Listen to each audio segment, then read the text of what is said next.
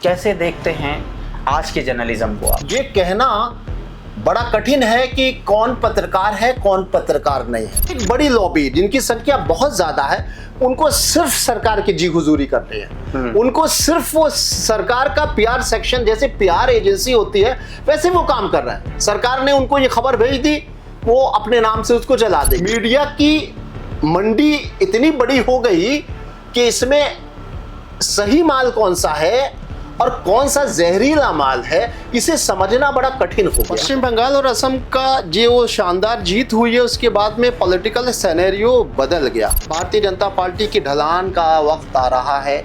उसने अच्छे दौर तक राज कर लिया। अब कुछ एंटी इनकम्बेंसी होगी, अब कुछ माहौल बदलेगा। बंगाल का उदाहरण उत्तर प्रदेश पर डाला जाना चाहिए, सही रहेगा? डालना इसलिए चाहिए क्योंकि बंगाल का जो फार्मूला वहां चला है, उस फार्मूले की प्रयोगशाला, उसकी जमीन उत्तर प्रदेश की ही है।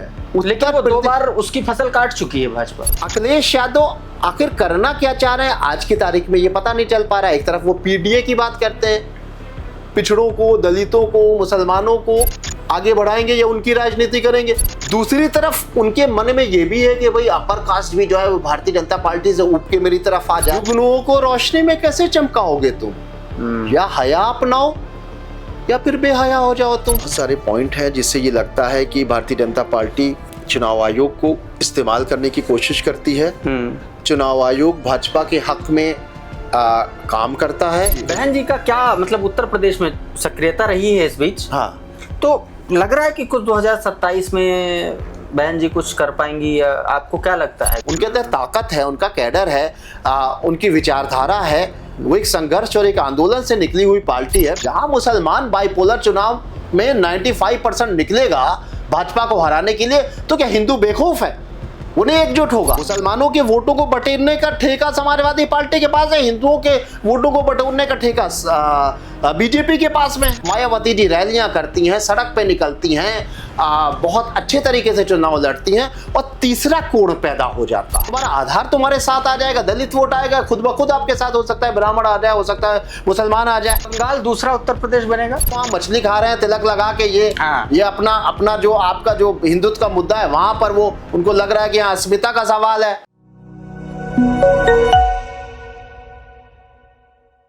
जाता है कि जर्नलिज्म के आसपास के ज्यादातर मुद्दे राजनीति के इर्द गिर्द बुने जाते हैं। पॉलिटिक्स की शुरुआत, पॉलिटिक्स का अंत, पॉलिटिक्स का पराभव, कुछ भी हो, पत्रकारों की नजरों से वो बचता नहीं है, और हर पत्रकार अपनी अलग नजर से, अलग नजरिए से हर घटनाक्रम को परखने की कोशिश करता है। तमाम सारे चूंकि चुनाव है, और चुनाव से पहले उत्तर प्रदेश में खास तौर पर, चूंकि भारत वैसे भी चुनावों का देश कहा जाता है, चुनावों का देश इन द सेंस की अभी हम लोग फ्री हुए पश्चिम बंगाल से, असम से, और इसके अलावा पुडुचेरी, तमिलनाडु, इन तमाम राज्यों के चुनाव से निकल पाए। और अब सारा का सारा जो एक तरीके से आप कह लीजिए कि जो पूरी दबिश है वो उत्तर प्रदेश की ओर हो चली है। 27 में उत्तर प्रदेश में चुनाव है, और चुनाव से पहले सबसे बड़ा जो उत्तर प्रदेश में जो एक तरीके से चर्चा का विषय होता है, वो पत्रकारों के बीच यही होता है कि उत्तर प्रदेश में इस बार आखिर होगा क्या। भारतीय जनता पार्टी 2 बार से लगातार सत्ता में है, उत्तर प्रदेश में योगी आदित्यनाथ मुख्यमंत्री हैं, तो क्या इस बार पराठा पलटा जाएगा, या कि फिर से उत्तर प्रदेश के लोग उसी भगवा में रंगे हुए नजर आएंगे?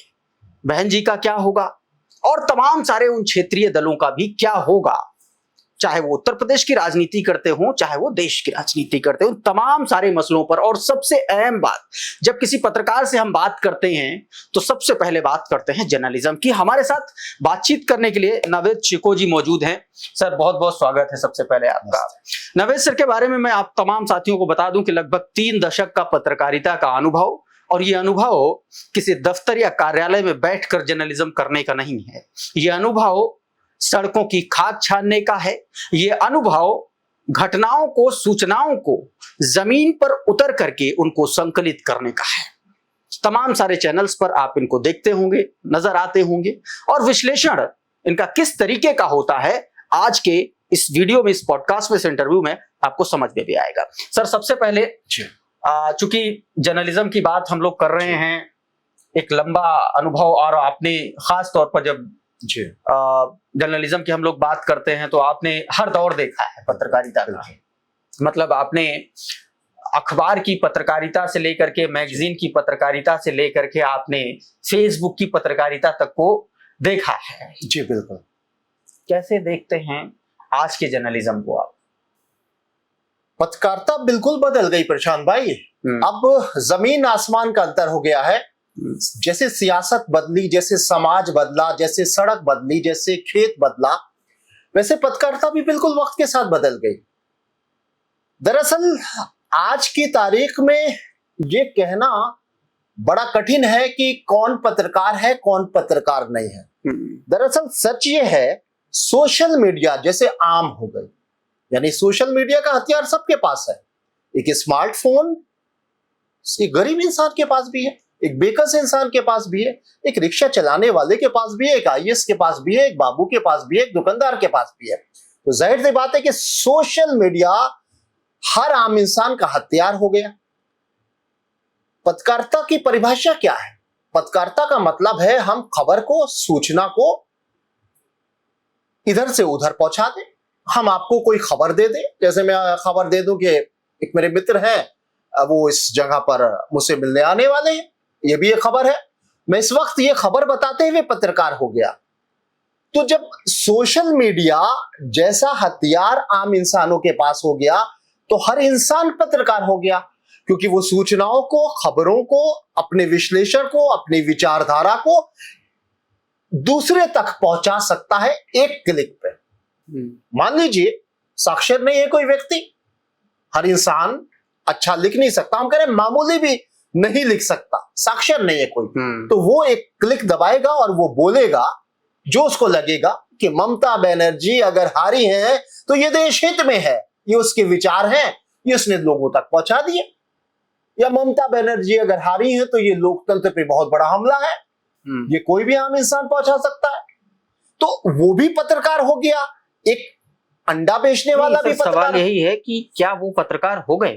मैं उसी पे आ रहा हूं। तो पत्रकार सब हैं। देखिए, पत्रकारिता में एक चीज को समझना पड़ेगा, और मैं इस बात पर फिर आ रहा हूं कि जब सोशल मीडिया भी नहीं था तब भी दो तरह के पत्रकार थे, अब से 20-30 साल पहले। एक प्रोफेशनल पत्रकार जो होता है, उसकी परिभाषा ये होती है कि उसको खबर लिखने पर, खबर देने पर, खबर बनाने पर मेहनताना मिलता हो, तनख्वाह मिलती हो, फुल टाइमर वो खबर लिखने का पत्रकार है और उसकी खबरें बाजार में जाती हो। लेकिन पत्रकारिता जिस स्तर पे आ गई है आज, पत्रकारिता अखबार बाद में बिकता है, खबर पहले बिक जाती है। ये दुर्भाग्य की बात है।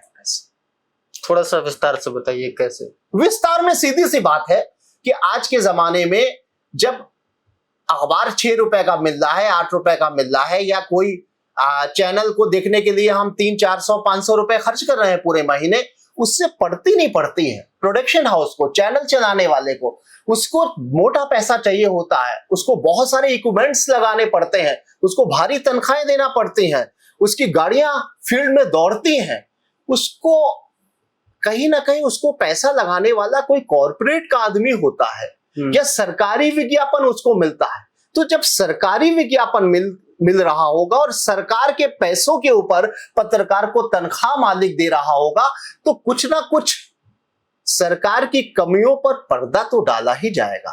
पहले लोकल अखबार होते थे, अखबार की बिक्री से और थोड़ा बहुत, ये अब ज्यादा हो रहा है, पहले से ज्यादा हो गया है, बहुत ज्यादा हो गया है, इसलिए अब थोड़ा विश्वसनीय। मैं ये कह रहा हूं कि सोशल मीडिया पर विश्वसनीय नहीं है।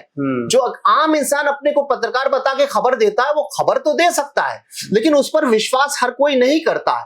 लेकिन दुर्भाग्य है कि जो प्रोफेशनल पत्रकार है, जो तनख्वाह लेके खबर देता है, जिसकी खबर हम पैसा देकर पढ़ते हैं, उसमें भी घोलमेल हो गया है। क्योंकि या तो बड़े बड़े चैनल और अखबार कॉर्पोरेट जगत चला रहा है, जिसका कहीं ना कहीं मामला फंसा है सरकार से। सरकार ही तो उसको लाइसेंस देगी, सरकार ही तो उसको लोन देगी, सरकार ही तो उसके प्रोडक्ट को खरीदेगी या उसके दाम लगाएगी। तो वो नहीं चाहेगा कि जिस चैनल और अखबार में मेरा पैसा लगा है वो सरकार पर सवाल उठाए। इसी तरह सरकारी विज्ञापन जो मीडिया हाउस ज्यादा पा रहा है और जिसके ऊपर उसका पूरा दारोमदार है, वो सरकारी खबरों को तो दबाएगा। पहले भी था, नहीं एक अब बात ज्यादा ये हो गया, एक तो ये हो गया कि जी। एक सिस्टम जर्नलिज्म का जो चला आ रहा है उसमें करप्शन आ गया जी या वो बिक गया। जी जी लेकिन एक और बड़ी चुनौती है, जी जी जैसे बहुत सारे लोग हैं, हम हैं या तमाम सारे ऐसे लोग हैं, चलिए हमारे जैसे लोग हैं, बहुत सारे ऐसे लोग हैं जो टेलीविजन में काम किया, फिर अपनी चीजों को वो आगे बढ़ाने की कोशिश कर रहे हैं। लेकिन बहुत सारे लोग ऐसे भी हैं जो जिनको शायद जर्नलिज्म के बारे में उस स्तर का जानकारी नहीं है, या उनको ये लगता है कि अगर ये कर रहे हैं तो हम भी कर रहे हैं और उसमें कोई बुराई भी नहीं है। तो ऐसे लोगों के लिए अगर आपको बताना हो, क्योंकि हजारों की संख्या में ऐसे लोग हैं, कि एक सामान्य सा यूट्यूबर है जो अपने आप को पत्रकार बोल रहा है, उसको किन महत्वपूर्ण बातों का ध्यान रखना चाहिए बतौर पत्रकार? कि आप अपने आप को अगर जर्नलिस्ट कह रहे हो तो आप कम से कम जर्नलिज्म के 4-5 ऐसी चीजें होनी चाहिए जो आपको ध्यान में रखनी चाहिए, ताकि आप पॉलिटिकल पार्टी के एक तरीके से आप एजेंडेबाज ना लगो। बिल्कुल। जैसा कि आपने देखा, सब देख रहे हैं कि दो हिस्सों में पत्रकारिता बढ़ गई है जी। एक पत्रकारों की लॉबी यह है जो सिर्फ उनको सरकार की आलोचना करनी है, वो सिर्फ एक एजेंडे पे काम करेंगे कि ये सरकार नाकारी है, ये सरकार लोकतंत्र का हनन कर रही है, यहाँ भ्रष्टाचार हो रहा है, ये सरकार चली जाने चाहिए। कोई चुनाव हो रहा है तो वो बीजेपी को हराने लगते हैं। एक बड़ी लॉबी जिनकी संख्या बहुत ज्यादा है, उनको सिर्फ सरकार की जी हुजूरी करनी है। उनको सिर्फ वो सरकार का पीआर सेक्शन, जैसे पीआर एजेंसी होती है वैसे वो काम कर रहा है। सरकार ने उनको ये खबर भेज दी, वो अपने नाम से उसको चला देंगे, ये बाइट भेज दी, ये लाइव भेज दिया, वो चला देंगे। क्या उनको सरकार की कोई कमी नजर नहीं आती है? और एक लॉबी ये है जिन्हें सिर्फ कमी नजर आती है। कोई अगर अच्छी योजना है, जनहित में है, तो उसकी बात भी कीजिए, वो उसकी बात नहीं करेंगे। अगर ये लग रहा है कि पश्चिम बंगाल में बीजेपी जीतने वाली है, तो ये जान के भी वो कहेंगे कि नहीं साहब वो हार रही है, क्योंकि उनको एक खास लोगों को खुश करना है।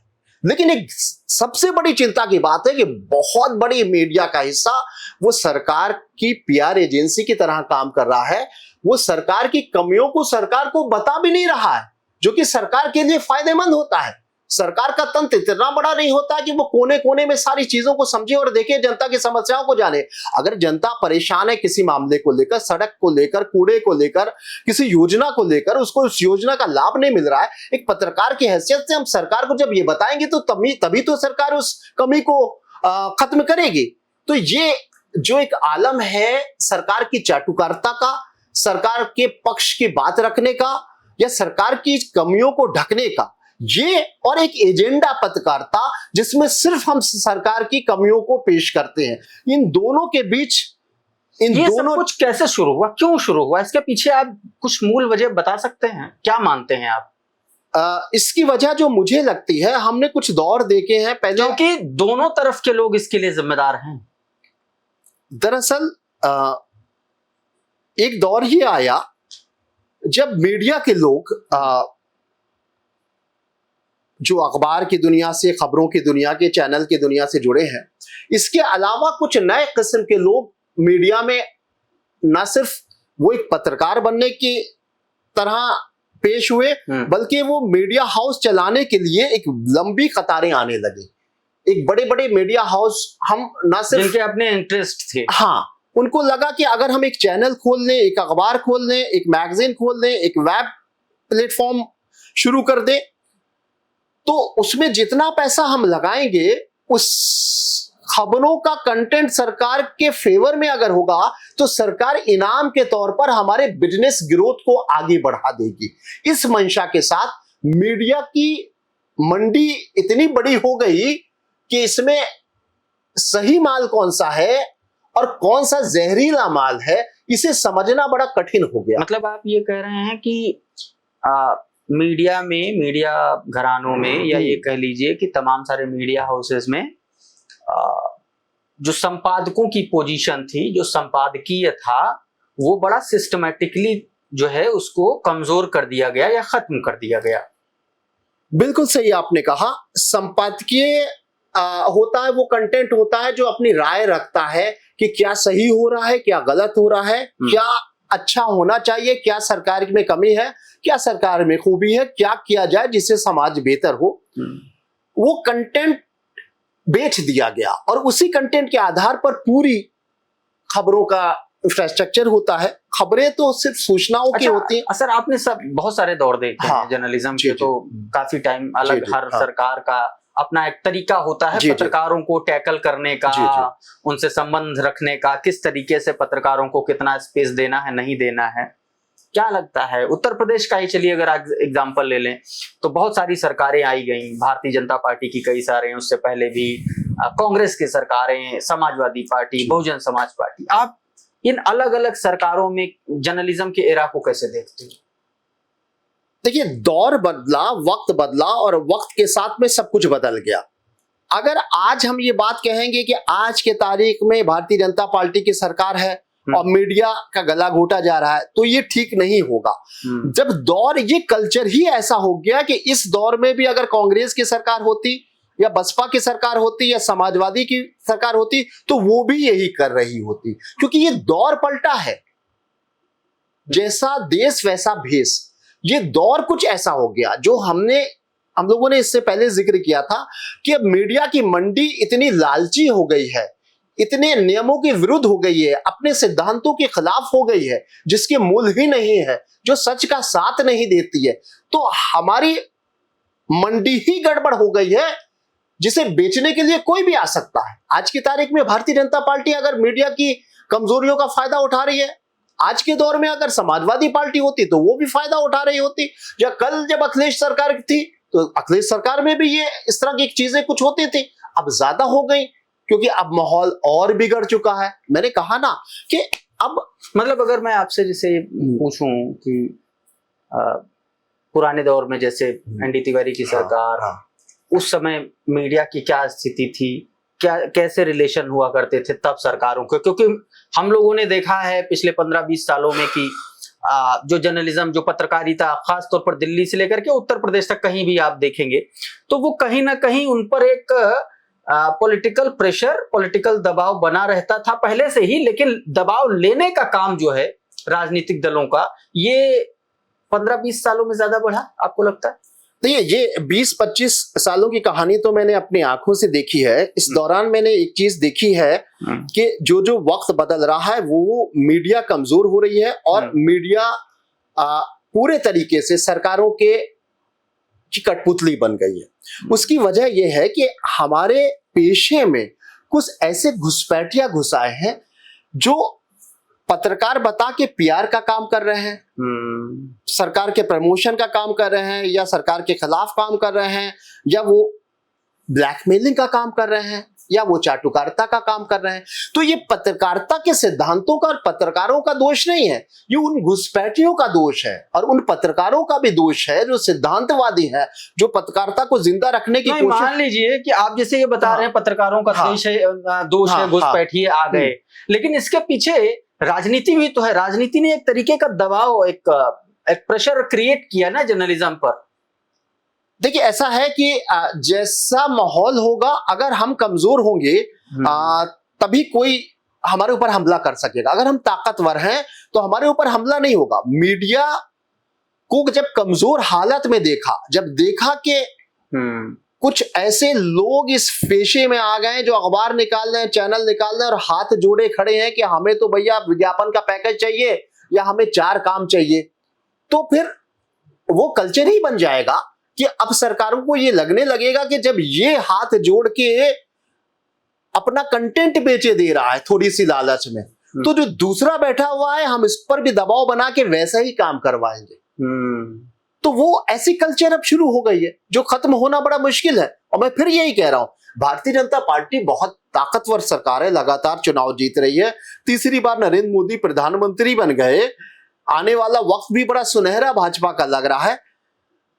कहा जा सकता है कि भाजपा के दौर में सबसे ज्यादा लचर हो गई मीडिया। लेकिन अगर भाजपा नहीं भी हो या भाजपा नहीं भी होती, तब भी इससे कुछ कम हालत नहीं होती मीडिया की।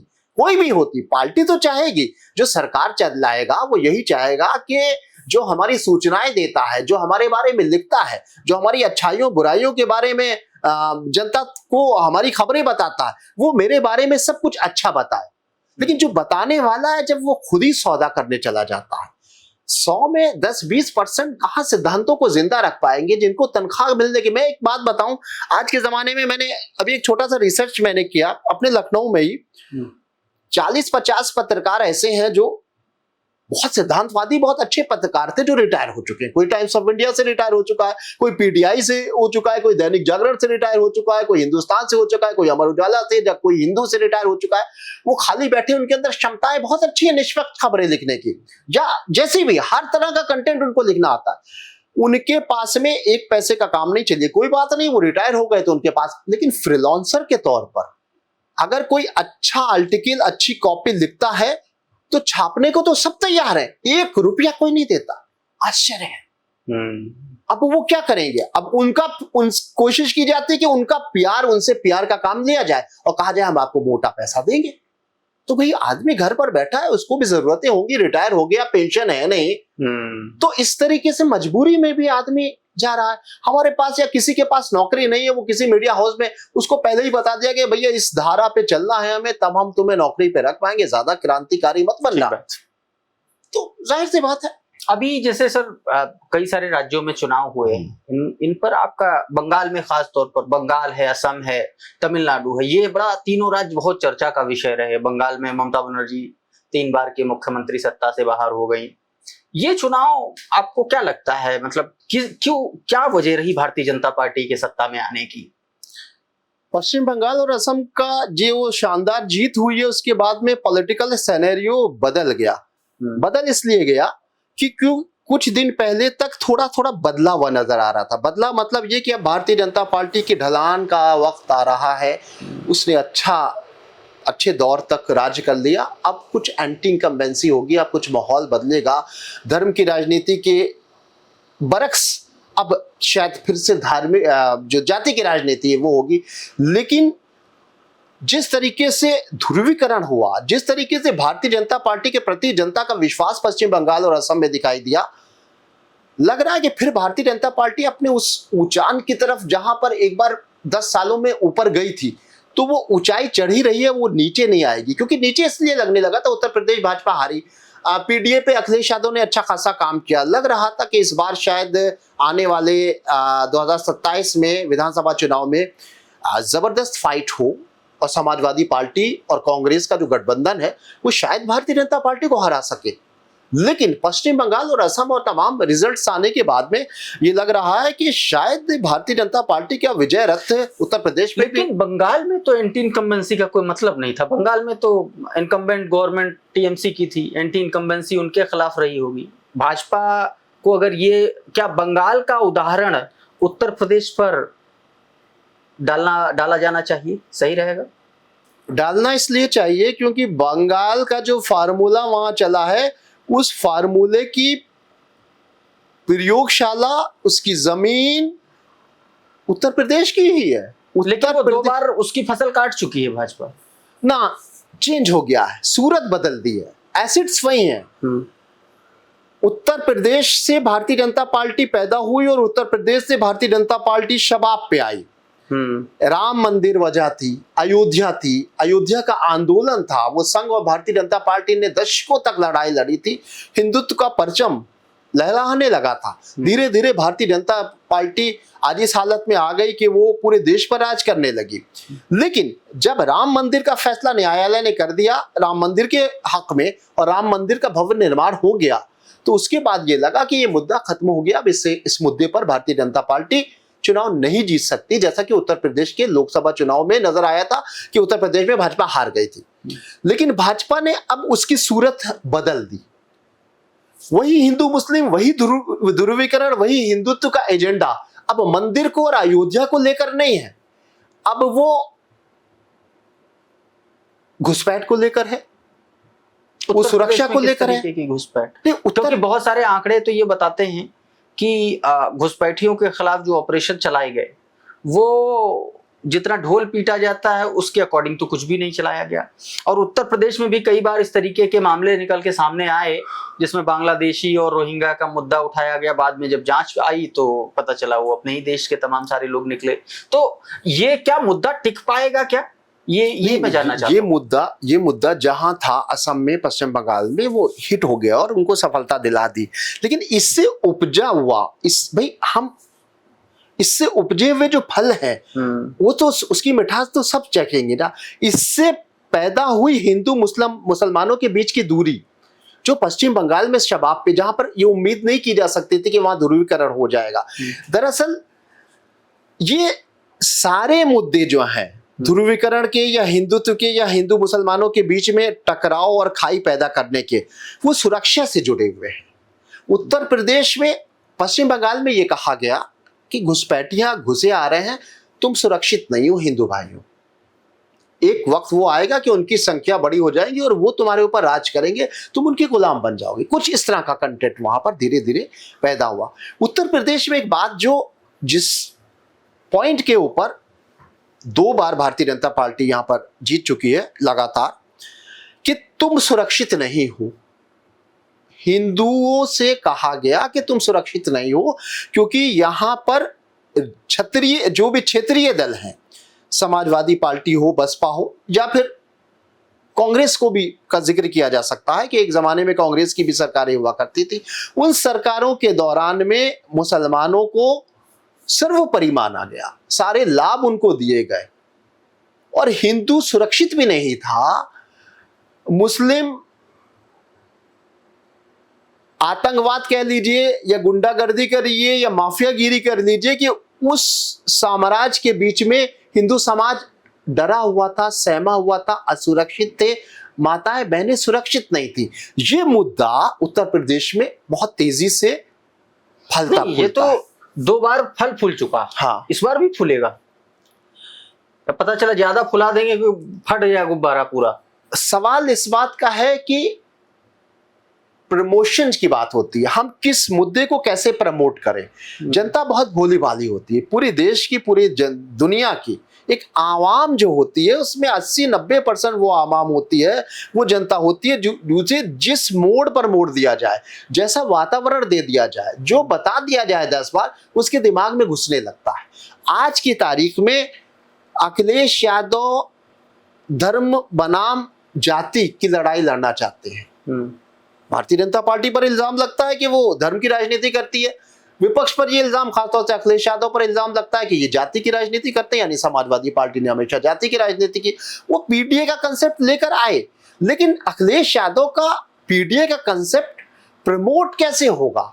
उसके लिए पैसा चाहिए, उसके लिए संसाधन चाहिए, उसके लिए मैन पावर चाहिए। अखिलेश कितने वर्षों से सत्ता में नहीं है, उनके पास कहां से पैसा आएगा? उनको कौन फंड देगा? उनको जो चंदा देगा वो फंस जाएगा।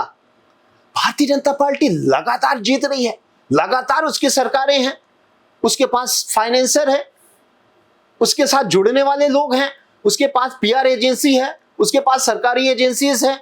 वो अपने मुद्दे को, जो आपने कहा ना कि कब तक, वो अपने मुद्दे में धार पैदा कर लेंगे, लेकिन अखिलेश कैसे पैदा कर पाएंगे? दूसरी बात, अखिलेश यादव आखिर करना क्या चाह रहे हैं आज की तारीख में ये पता नहीं चल पा रहा है। एक तरफ वो पीडीए की बात करते हैं, पिछड़ों को, दलितों को, मुसलमानों को आगे बढ़ाएंगे या उनकी राजनीति करेंगे। दूसरी तरफ उनके मन में ये भी है कि भाई अपर कास्ट भी जो है वो भारतीय जनता पार्टी से उठ के मेरी तरफ आ जाए, तो वो खुल के एक तरफ खेल भी नहीं पा रहे हैं। उनको अपर कास्ट का भी मोह है, इसलिए मतलब आपको लगता है कि ये जो कंफ्यूजन है, जो उनका लैक ऑफ कॉन्फिडेंस है पीडीए में, lack of confidence in the sense कि वो अगड़े को भी बोल रहे हैं, वो आदि आबादी को भी बोल रहे हैं, वो अल्पसंख्यक को भी बोल रहे हैं, वो एक लाइन पर नहीं है। क्या ये जो उनका कॉन्फिडेंस है, लैक ऑफ कॉन्फिडेंस, ये खतरनाक है उनके लिए? एक शेर है, मेरा अपना ही शेर है कि चांद तारों को जमीन पर कैसे ला पाओगे तुम, चांद तारों को जमीन पर कैसे ला पाओगे तुम, जुगनुओं को रोशनी में कैसे चमकाओगे तुम, या हया अपनाओ या फिर बेहया हो जाओ तुम। आंखों से आंखें मिलाकर कैसे शर्माओगे तुम? यानी दो में से एक ही तो काम कर सकते हो, या शर्मा लो यानी नजरें झुका लो, या फिर आंखों में आंखें डाल के बात करो। ठीक बात। तो दो में से एक ही काम हो सकता है, दोनों काम नहीं हो सकते। अखिलेश यादव अगर पीडीए की लड़ाई लड़ना चाहते हैं तो उनको मैदान में पिछड़ों और दलितों के लिए जमीन पर आना होगा, और उनको अगड़े अगड़े उनके खिलाफ होंगे ही जब उनके हक के लिए सिर्फ लड़ाई लड़ेंगे। और अगर वो ये बात करेंगे कि अगड़े पिछड़ों का हक मार लेते हैं तो जाहिर सी बात है कि उनको अगड़ों को खोना पड़ेगा। अच्छा, एक और सर चीज है, अखिलेश यादव और तमाम सारे विपक्षी दल, इन पर तो हम लोग बात करेंगे अभी आगे भी, लेकिन बंगाल में जो नतीजे आए उनमें मुझे लगता है कि जो चर्चा हो रही है चुनाव आयोग को लेकर के, और चुनाव रिजल्ट आने के बाद जिस तरीके से चुनाव आयोग से जुड़े अधिकारी या उनसे जुड़े जो अफसर और उनकी सरकारों में उनको दी जाने वाली पोजीशन, क्या आप मानते हैं कि ये चीजें सही हैं, नैतिक तौर पर ठीक है? देखिए, नैतिकता तो किसी भी राजनीतिक दल में नहीं हुई होगी, मुझे लगता है आजादी के बाद से। नैतिकता तो किसी भी सरकार में मुझे नहीं लगता है कि 100% कोई नैतिक होता हो। जितना जिसके पास, मतलब कम से कम इतना तो हो सकता होगा कि जो व्यक्ति जैसे आपका एसआईआर को लेकर के एक बड़ी अच्छी पोजीशन पर था, फिर उसकी आपके साथ आपके सहयोगी के तौर पर ज्वाइनिंग हो जाए। बंगाल में ये हुआ है, बहुत सारी चीजें ऐसी नजर आई हैं। और एसआईआर को लेकर के कितना कंट्रोवर्सी हुई ये तो आप जान ही रहे हैं। बहुत सारे पॉइंट हैं जिससे ये लगता है कि भारतीय जनता पार्टी चुनाव आयोग को इस्तेमाल करने की कोशिश करती है। चुनाव आयोग भाजपा के हक में काम करता है, कई ऐसे बिंदु हैं। लेकिन दो बातें हैं। पहली चीज तो ये कि कोई भी सरकार जब ताकत में होती है, लगातार जिसके पास जन समर्थन होता है, वो चुनाव जीतने के लिए हर तरह का हथियार इस्तेमाल करती है। उसमें एक हथियार ये होता है कि मैं केंद्र में भी हूं, आयोग का इस्तेमाल किसी हद तक मैं कर लूं। ये कोशिश मुझे लगता है कि शायद कांग्रेस ने भी की होगी, हो सकता है कांग्रेस से ज्यादा ये इस तरह की पॉलिटिकल पार्टीज करती आई हैं। ज्यादा लेकिन क्या चुनाव आयोग इतना कमजोर कभी हुआ, बीइंग ऑटोनोमस बॉडी? आप वही जो पत्रकारिता का सवाल आपका था कि आप जितना कमजोर कर पाओ, क्योंकि हमने टीएन सेशन को अभी दौर देखा, आप लोगों ने देखा, वो अपवाद रहा। देखिए, टीएन सेशन अपवाद थे, इसीलिए उनका जिक्र हो रहा है। हर कोई अपवाद नहीं होता है। आप ये बताइए कि आज की तारीख में अधिकारी अगर अगेंस्ट कदम उठाएगा, अधिकारी तो होता है, वो सरकार ही के द्वारा तो नियुक्त होता है, उसको अपनी पोस्टिंग देखनी है, अपनी सुरक्षा भी देखनी है, अपना प्रमोशन भी देखना है। तो कोई नैतिक ना अधिकारी होता है, ना कोई एजेंसी होती है, ना सरकार होती है। सवाल देखिए, भारतीय जनता पार्टी इसलिए जीत गई कि साहब उसने आयोग का इस्तेमाल कर लिया, मैं इस बात को नहीं मानता हूं। और इस बात को जरूर मानता हूं कि थोड़ा बहुत दाएं बाएं जरूर किया होगा और नजर भी आता है। लेकिन भारतीय जनता पार्टी हर मोर्चे पे कोशिश करती है, उसका पीआर भी मजबूत है, उसके जमीनी संघर्ष, संघ लाखों हजारों सभाएं करता है, कई हजार, महाराष्ट्र में कई सौ कई हजार सभाएं की, पश्चिम बंगाल में सैकड़ों सभाएं की। और वो सभाएं वो वाली नहीं होती जो टीवी पे सोशल मीडिया पे सकती, वो हर जगह जहां 10 लोगों के साथ बैठ गए, कहीं 40 लोगों के साथ, हजारों की संख्या में, और फुल टाइम काम होता रहता है। जहां चुनाव में 5 साल बाकी है वहां काम होता रहता है। वो ध्रुवीकरण भी करते हैं, वो लोग विकास की बात भी करते हैं, वो विपक्ष की कमियों को खोज के उसको प्रोजेक्ट भी करते हैं, वो जमीनी संघर्ष भी करते हैं। और आज की तारीख में संघ, भारतीय जनता पार्टी एक ही है, और संघ का मेन काम प्रचार है, लोगों को अपने विचारों से अवगत कराना है, लोगों पर, या कह सकते हैं कि अपने विचारों को, उनके विचार दूसरे लोग इस्तेमाल करें या उसको उसके फॉलोवर बने या उन्हें अपनाए, ये कोशिश करता है। और वो संघ जो आजादी के बाद से अब तक बिना पैसे के, आर्थिक स्थिति कमजोर थी तब वो काम कर रहा था, आज तो उन्हें वित्त पोषित भी किया जा रहा होगा, और करना भी चाहिए। तो उनके विचारधारा को काम, तो जाहिर सी बात है कि उनका ग्राउंड पे जितना काम हो रहा है वो हर तरीके से काम कर रहे हैं। दूसरी बात, विपक्ष, लेकिन क्या सर, जिस तरीके के आरोप लग रहे हैं, भारतीय जनता पार्टी की सरकारों पर, खास तौर पर, अब मुझे नहीं लगता ये आरोप क्या हैं, किस हद तक सच हैं नहीं हैं, लेकिन जो आरोप लग रहे हैं कि लोकतांत्रिक प्रक्रिया में स्वायत्त संस्थाओं का इस्तेमाल अपने फायदे के लिए जो किया गया है या किया जा रहा है, क्या ये आम जनता के लिए सही है? या मान लीजिए कि जनता का इसमें दूर दूर तक कोई मतलब भी नहीं, फिर भी एक जो जरूरी चीज होती है कि हाँ, कम से कम ये दिखना चाहिए सामने पब्लिक को या जनता को, जो सब कुछ हुआ है वो ठीक ठाक हुआ, सही हुआ, उसमें कोई गलत नहीं हुआ है। 23 लाख लोगों के नाम बंगाल में लॉजिकल डिस्क्रिपेंसी का हवाला देकर के काट दिए गए, और माननीय सर्वोच्च न्यायालय में ने भी उसमें कुछ बहुत ज्यादा कहा कि नहीं, एक बार वोट नहीं डालेंगे तो क्या ही हो जाएगा।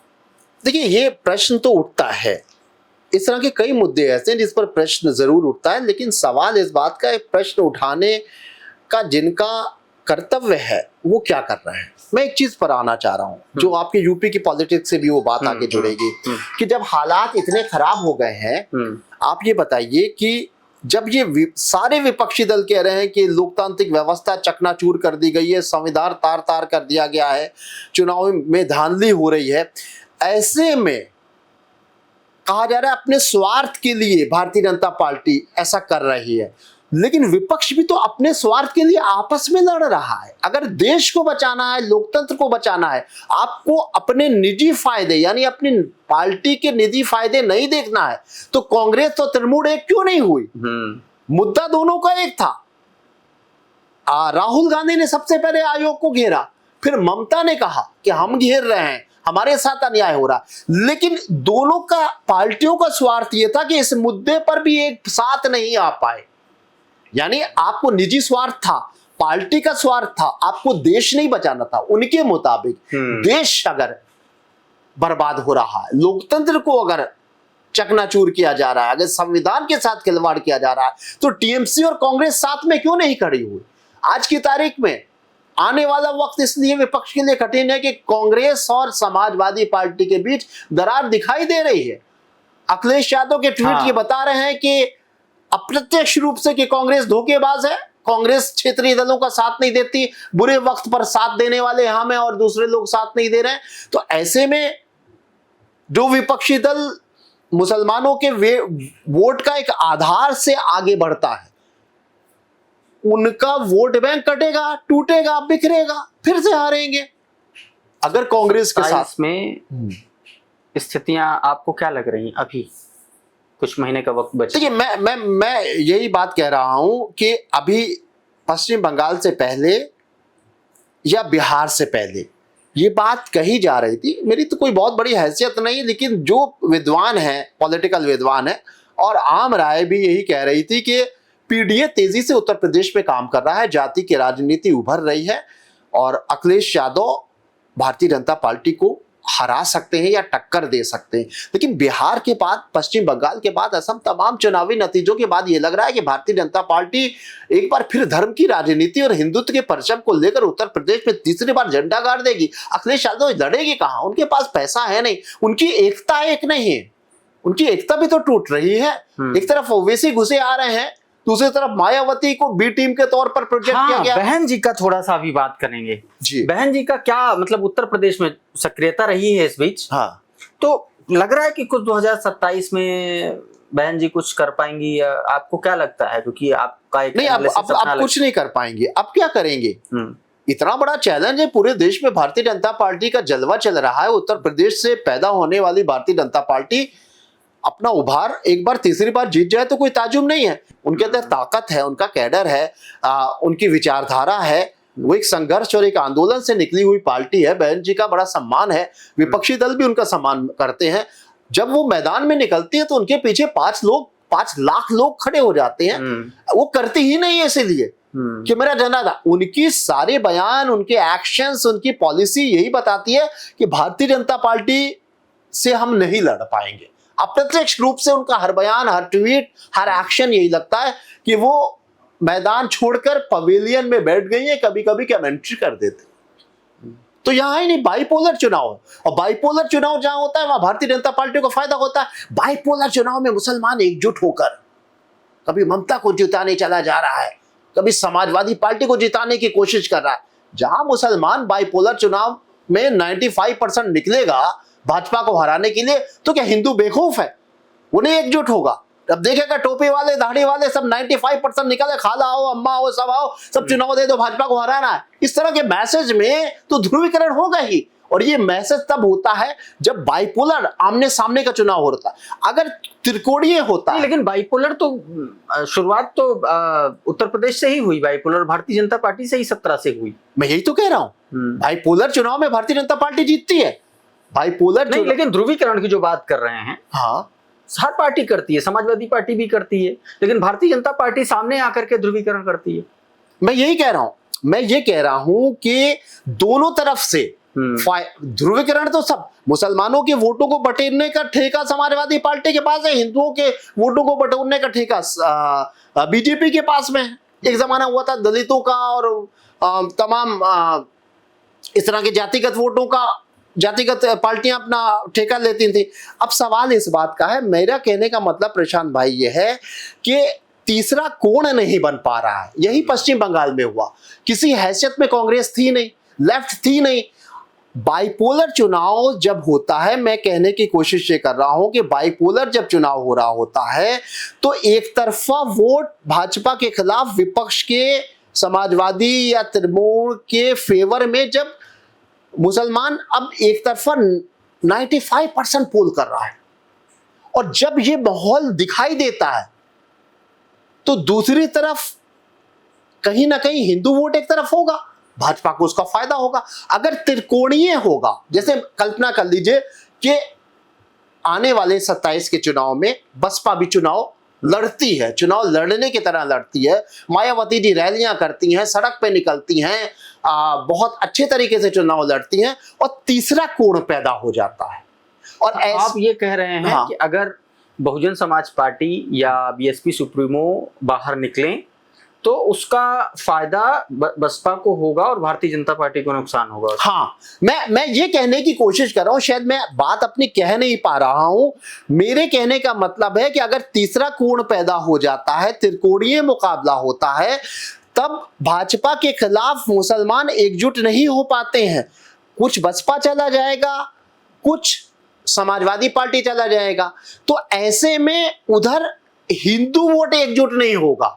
जब एक पार्टी में एक तरफा मुस्लिम वोट पड़ता है तो चाहे भाजपा कहे या सपा करे ना करे, वो एकाएकी ये मानव प्रवृत्ति है कि वो सोचता है कि एक तरफ ये वोट पड़ रहा है, एक पार्टी को बेचारी को बस हराने के लिए इनका यही लक्ष्य है बस, तो वो इकट्ठा हो जाता है, भाजपा को फायदा हो जाता है। तो मेरे कहने का सिर्फ ये मतलब है कि जितने भी चुनाव हो रहे हैं ज्यादातर वो बाइपोलर हो रहे हैं, और बाइपोलर चुनाव भाजपा के लिए फायदेमंद इसलिए होता है क्योंकि बाइपोलर चुनाव में भाजपा के अगेंस्ट एक पार्टी में ही 95% वोट पड़ता है, तो ध्रुवीकरण ऑटोमेटिक हो जाता है जो भाजपा के पक्ष में जाता है। बिहार में भी यही हुआ, तो कई जगह ऐसा हुआ है। मुझे लगता है कि बसपा अगर चुनाव लड़ती या अभी भी मौका है, थोड़ी भी कोशिश करे, वो भाजपा से लड़े, दलित समाज के लिए काम करे, उसे मुझे नहीं लगता है कि अगर वो मुस्लिम या ब्राह्मण की बात करे तो वो कायदे से चुनाव लड़ी। अपना आधार तो पहले संवारो, तुम्हारा आधार तुम्हारे साथ आ जाएगा, दलित वोट आएगा खुद ब खुद आपके साथ, हो सकता है ब्राह्मण आ जाए, हो सकता है मुसलमान आ जाए। तो बसपा अगर चुनाव लड़ती तो कहीं ना कहीं त्रिशंकु मुकाबला होता, तब ये कहा जा सकता था कि भारतीय जनता पार्टी को वो नुकसान पहुंचाएगा। लेकिन आने वाले वक्त में मुझे लगता है कि विधानसभा चुनाव, चंद्रशेखर का के बारे में आप क्या राय रखते हैं? चंद्रशेखर की पार्टी के बारे में, चंद्रशेखर के बारे में साफ बात है कि चंद्रशेखर अगर चाहते अखिलेश यादव तो अपने साथ ले लेते, क्योंकि जहां वो अम्बेडकरवादी बनने लगे हैं अखिलेश यादव, वो दलित समाज की बात कर रहे हैं, वो काशीराम जी की जयंती मना रहे हैं, वहां पर दलित समाज की बात करने वाला चंद्रशेखर एक उभरता हुआ नौजवान नेता है जिनकी पार्टी है। अगर आप सम्मानजनक तरीके से उनको उनके मनमाफिक 8-10 सीटें भी ऑफर कर दो तो कोई रिश्ता बने भी। लेकिन मुझे नहीं लगता कि अखिलेश यादव उनको नहीं, मैं ये जानना चाह रहा हूं, क्या चंद्रशेखर आजाद की पार्टी आज की स्थिति में आने वाले वक्त में भी क्या बहुजन समाज पार्टी का विकल्प बन सकती है, आपको लगता है? देखिए, अभी भी बहन मायावती जी के ऊपर आस्था है, खासतौर से दलित समाज की है। दलित समाज जो भारतीय जनता पार्टी को वोट देता है, देने लगा है, या समाजवादी या कांग्रेस को भी लोकसभा में कुछ वोट दिया, वो उनके अगेंस्ट वोट दे के भी उनका सम्मान करते हैं। बस उनके अंदर थोड़ा सा जो परिवर्तन यही आया है कि बहन जी लड़ती नहीं है, वो सत्ता में आने की कोशिश ही नहीं कर रही है। इस वजह से मुझे लगता है कि चंद्रशेखर जी के दिन तब आएंगे, अभी भी वो एक अच्छा खासा नहीं, लेकिन जिस सीट से लड़े चुनाव, वो सांसद बने नगीना से, तो बहुत सारे जो राजनीतिक और विश्लेषक हैं वो कहते हैं कि चंद्रशेखर आजाद अपने आप को प्रोजेक्ट कर रहे हैं दलितों का नेता, लेकिन दरअसल जिस सीट का वो प्रतिनिधित्व कर रहे हैं वहां पर वो मुस्लिम्स ने उनको जिताया है, वो ये कह रहे हैं। हाँ, ये बात बिल्कुल सही है। मुसलमानों के साथ में उनका बहुत गहरा रिश्ता है, वो मुसलमानों के सुख दुख में उस वोट बैंक को अपनाने के लिए कोशिश कर रहे हैं, उनको सफल भी हो रहे हैं। लेकिन ऐसा नहीं है, दलित समाज और मुस्लिम ये पूरी केमिस्ट्री से वो जीते हैं, और आने वाली उनकी पॉलिसी भी यही कि मुस्लिम दलित गठजोड़ करके वो आगे बढ़ेंगे। लेकिन अभी चंद्रशेखर जहां तक सीमित है, जहां तक एक उन्होंने लोकसभा सीट हासिल की है, इसके अलावा आने वाले वक्त में वो तब बढ़ेंगे जब बहन जी पर से बिल्कुल धीरे धीरे विश्वास कम होता रहेगा। अभी भी विश्वास है लोगों का। इस तरीके से साइलेंट मोड में जैसे मायावती जी अपनी पार्टी को चला रही हैं, अगर इसी तरह से आने वाले 2, 4, 5 साल तक वो रही, तो मुझे लगता है कि चंद्रशेखर दलितों के एक बड़े नेता होंगे और वो मायावती और बसपा के विकल्प बन सकते हैं। एक सवाल और है हमारा, चूंकि उत्तर प्रदेश का जो 2027 का चुनाव है और भारतीय जनता पार्टी के भीतर भी कई तरीके की बातें होती रहती हैं, दिल्ली वर्सेस उत्तर प्रदेश, योगी आदित्यनाथ को लेकर के, दिल्ली को लेकर के बहुत सारी बातें चलती रहती हैं। क्या भारतीय जनता पार्टी, पहला सवाल, ये चुनाव जीतेगी? दूसरा सवाल, क्या योगी आदित्यनाथ जी मुख्यमंत्री बनेंगे? योगी आदित्यनाथ जी, अगर भारतीय जनता पार्टी चुनाव जीतेगी तो योगी आदित्यनाथ जी मुख्यमंत्री बनेंगे। देखिए, ऐसा है कि ये बात बिल्कुल सही है कि हाईकमान जो है, डिसैटिस्फैक्शन है उन लोगों में भी जो लगातार 10 साल से इंतजार कर रहे हैं अपनी बारी का। अब कौन है यहाँ पर? मुझे नहीं लगता है कि कोई उनके कद का है, मुझे नहीं लगता है। कद तो भाजपा के बारे में कहा जाता है कि जिसका नाम दे दिया उसका कद बन गया। सम्राट चौधरी का क्या कद है बिहार में? भाजपा में तो पर्ची चलती है और वो तो ऐसे लोगों को ढूंढते हैं। मतलब मोहन यादव को कौन जानता था, भजन लाल शर्मा को कौन जानता था? वहां तो मुझे लगता है कि वो ढूंढा जाता है कि बेनाम गुमनाम, जितना ज्यादा गुमनाम है उतना ज्यादा उसकी मेरिट में वो आगे है। ये सब चीजें पूरे देश में लागू कर सकते हैं अमित शाह और नरेंद्र मोदी जी, यूपी में नहीं कर सकते। यूपी में नहीं जारी कर सकते। वजह यह है कि योगी आदित्यनाथ जी का बड़ा कद हो गया। दूसरी बात कि भारतीय जनता पार्टी ने अपने हिंदुत्व की धार को थोड़ा सा कमजोर खुद ब खुद करने की कोशिश की, और कहीं ना कहीं वो न्यूट्रल होते नजर आए। कहीं ना कहीं वो उनको लगा कि हमें दलितों और पिछड़ों को स्पेस देकर हम संतुलन बना लेंगे, इसलिए हमें हिंदुत्व की धार को कम कर देना है। लेकिन योगी आदित्यनाथ ने ही अकेले हिंदुत्व का झंडा बुलंद पूरे देश में किया। आपने एक वीडियो देखा? शुभेंदु अधिकारी के शपथ ग्रहण समारोह में सबसे नमस्ते किया और योगी आदित्यनाथ ने उनको भगवा गमछा पहना दिया जाकर के आगे। एक बड़ा मैसेज देने की कोशिश की वहां पर योगी आदित्यनाथ ने। योगी आदित्यनाथ का ये सिद्धांत है कि भारतीय जनता पार्टी हिंदुत्व के साथ में, गुड गवर्नेंस के साथ में भी सुरक्षा के मुद्दे को लेकर, खासतौर से सुरक्षा का मुद्दा और हिंदुत्व का घालमेल जो है, ये योगी जी का फार्मूला है कि हिंदू सुरक्षित रहेगा तभी रहेगा, हिंदू भारत में आबाद और शाद और तरक्की तभी करेगा जब हिंदुत्व की ज्वाला जलती रहेगी। इस मुद्दे को, हाँ, इस मुद्दे को लेकर अकेले योगी आदित्यनाथ अड़िंग रहे बिल्कुल पूरी तरीके से। इसलिए भारतीय जनता पार्टी कई राज्यों में जीती और कहा गया कि योगी जी का मुद्दा, योगी जी की वो धार, योगी जी का एक स्टार प्रचारक के तौर पर माहौल को बदल देना, पूरे देश में उनका असर आ रहा है, इसलिए कोई उनको छेड़ नहीं सकता। एक आखिरी सवाल 2027 के चुनाव को लेकर के, क्या पश्चिमी उत्तर प्रदेश में इस बार भाजपा के लिए संभल प्रयोगशाला के तौर पर देखा जाएगा? क्योंकि जिस तरीके से पिछले 2 साल से संभल को लेकर के डेवलपमेंट आए और संभल पर खास नजर रहती है, अभी एक खबर आई कुछ दिन पहले कि उसके कुछ द्वार वार बनाए जाएंगे, संभल में 3 द्वार बनाए जाएंगे। क्या पश्चिमी उत्तर प्रदेश या 2027 के पोलराइजेशन की धुरी संभल होने जा रहा है? आपको क्या लगता है? संभल को लेकर बहुत काम किया है और बहुत मुद्दा रहा है और उससे असर भी रहा है, उसे दंगे की आग भी लगी है, पूरे देश में उसका असर रहा है। संभल जैसे मुद्दे जरूर उठेंगे और संभल जैसे और भी कुछ मुद्दे पैदा हो सकते हैं, कुछ मज़ारों के मामले सामने आ सकते हैं, कहीं कुछ बुलडोजर चल सकता है। इस तरह के मामले कहीं ना कहीं भारतीय जनता पार्टी को फिर से सत्ता की तरफ ले जा सकते हैं और इस बात में भी शक नहीं है कि कुछ विकास के काम भी हुए हैं, अच्छे खासे हुए हैं। सुरक्षा का मुद्दा भारतीय जनता पार्टी एक बार फिर उठाएगी कि उत्तर प्रदेश सुरक्षित हाथों में है।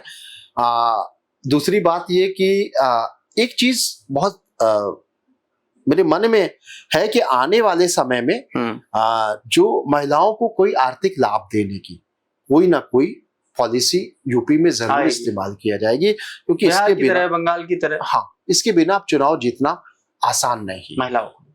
तो आने वाला मतलब आप ये कह रहे हैं कि भाजपा के लिए चैलेंजेस हैं यूपी में? जो नहीं है। तीसरी बात, जीतना आसान है क्या तब जब ये भी कहा जाता है कि दिल्ली और लखनऊ में कुछ थोड़ी बहुत तो खटपट है।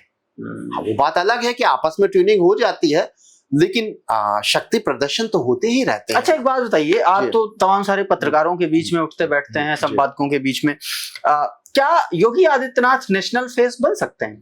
बन चुके हैं, मतलब दिल्ली की गद्दी के लिए मैं बोल। आप बताइए, आज कई राज्यों में योगी आदित्यनाथ को प्रधानमंत्री बनाने की मांग उठती है। हम लोग आप ही लोगों के चैनल्स वगैरह पे देखते हैं, तमाम आम जनता, ऐसे ऐसे राज्यों की जो उत्तर भारत के भी राज्य नहीं है, वहां पर योगी आदित्यनाथ का नाम आता है। वो बन चुके हैं, उन्हें भारतीय जनता पार्टी के शीर्ष नेतृत्व की वो मोहताज नहीं है। अच्छा, उत्तर प्रदेश में ओवैसी फैक्टर को कैसे देखते हैं आप? उत्तर प्रदेश में ओवैसी फैक्टर कोई बहुत ज्यादा काम नहीं कर सकता, ना उनका संगठन है, ना मुसलमानों। असल में मुसलमान यहाँ पर नहीं, लेकिन बिहार में उन्होंने किया। बिहार अलग बात है। बिहार में नीतीश बाबू से मुसलमानों को कोई खतरा नहीं था। यहाँ मुसलमानों की गलत फहमी कहेंगे, सही फहमी कहेंगे, मैं इसमें नहीं जाऊंगा, लेकिन मुसलमान बड़ा डरा सहमा सा रहता है। उसको लगता है कि आने वाले वक्त में कुछ बदलाव अगर नहीं हुआ तो हमारी पुश्तें खराब हो जाएंगे। इस तरह ये पता नहीं कैसे फीलिंग है मुसलमानों में। तो मुसलमान अखिलेश यादव को बुरा कहने के बाद में भी एकजुट होकर समाजवादी को पार्टी को जिताने जाने लगा। कई चुनाव देख लीजिए आप, लोकसभा देख लीजिए, विधानसभा देख लीजिए। मैं फिर यही कहूंगा, 90-95% वोटर घर से निकलता है, एक तरफा वोट देता है, कहीं वोट नहीं बढ़ता है। ओवैसी कहीं कोई असर नहीं कर पाएंगे। ये बिहार थोड़ी है, बिहार में कोई डर, कोई जब बंगाल दूसरा उत्तर प्रदेश बनेगा, बन रहा है, दिखाई दे रहा है। और ये बड़ी सफलता है भारतीय जनता पार्टी की। अपनी संस्कृति, अपनी सोच, अपने विचारों को कश्मीर से लेकर कन्याकुमारी तक सब भगवा कर डाला। मेहनत है, समर्पण है, विचार है।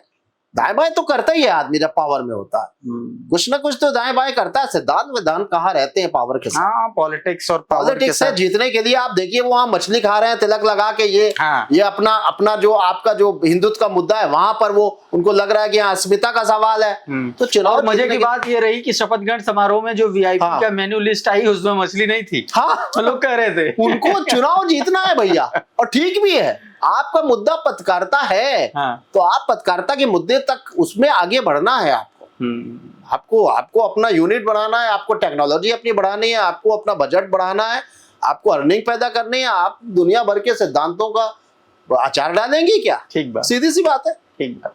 Thank you so much sir, हमसे बातचीत करने के लिए। बहुत अच्छा लगा। आप सभी तमाम दर्शकों का भी बहुत बहुत शुक्रिया, बहुत बहुत धन्यवाद। आप जुड़े रहिए आपके अपने चैनल खुद रंग के साथ। नमस्कार।